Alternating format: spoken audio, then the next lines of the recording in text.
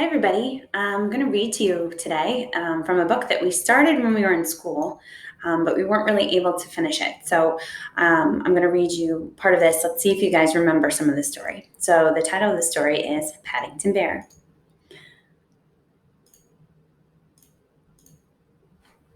One day, Mr. and Mrs. Brown were standing in the Paddington station. They were waiting for their daughter Judy, who was coming home from school.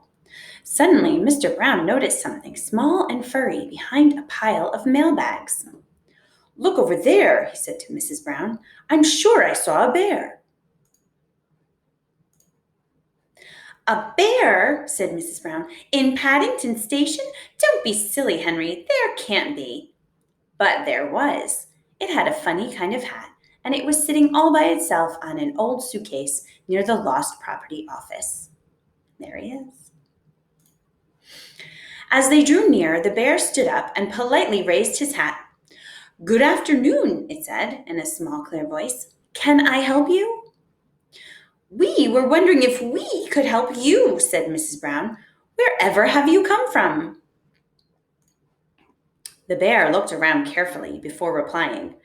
"Darkest Peru. I stowed away and I lived on marmalade." Mrs. Brown spied a label around the bear's neck. It said simply, "Please look after this bear. Thank you, Aunt Lucy." "Henry!" she exclaimed. "We shall have to take him home with us." "But we don't even know his name," began Mr. Brown. "We'll call him Paddington," said Mrs. Brown, "because that's where we found him." Mrs. Brown went off to look for Judy, and Mr. Brown took Paddington into the cafeteria for something to eat. He left Paddington sitting at a corner table near the window.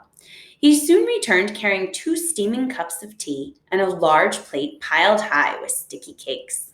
Yum.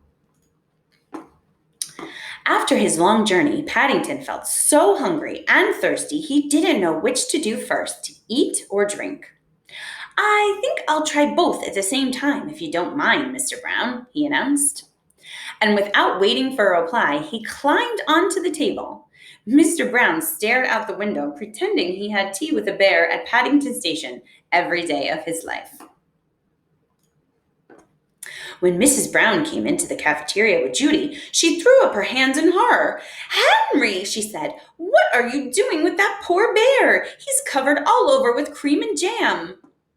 At the sound of Mrs. Brown's voice, Paddington jumped so much he stepped on a patch of strawberry jam and fell over backwards into his saucer of tea. Oh no.